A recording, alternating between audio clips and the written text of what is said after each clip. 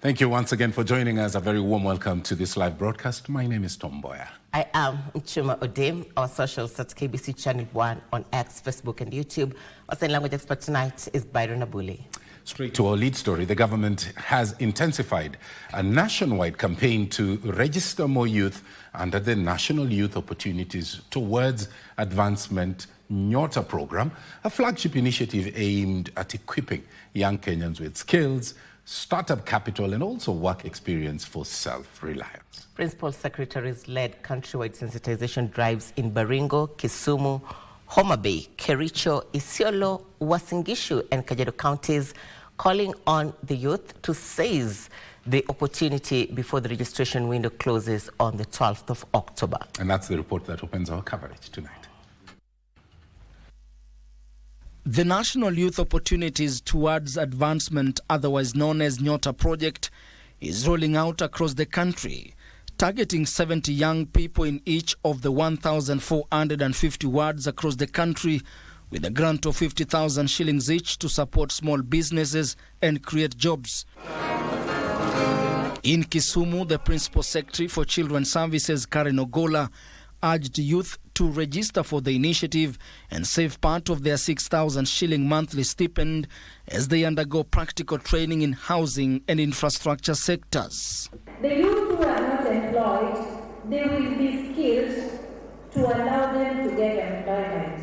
Because you find that most employers, when they're looking for somebody, they say, what skills do you have? So if the youth do not have the skills, they cannot also be employed. In Baringo, ICT PS John Tanui called on chiefs and local leaders to mobilize more applicants, noting that NYOTA provides a pathway for innovation and digital jobs. When this program was rolled out, the number of participants was very low. Where we need 70 people, you find we have 20 people. So we need to sensitize our young people about this program and also ensure that the targeted category can actually participate.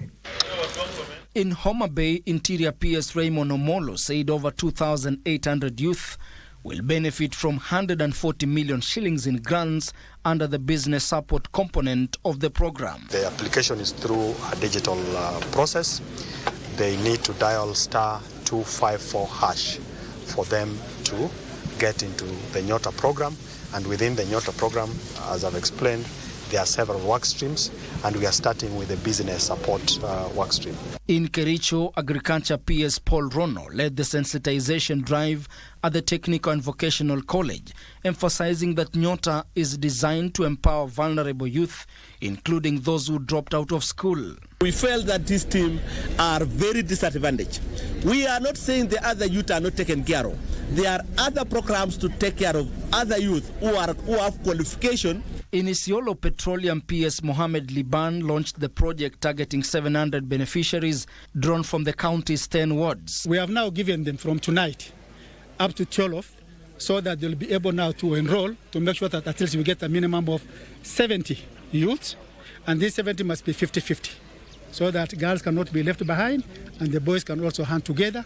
1,450. In Uasin Gishu, MSME Development PS Susan Mangeni reaffirmed the government's commitment to youth empowerment, announcing an extension of the registration deadline to October 12th.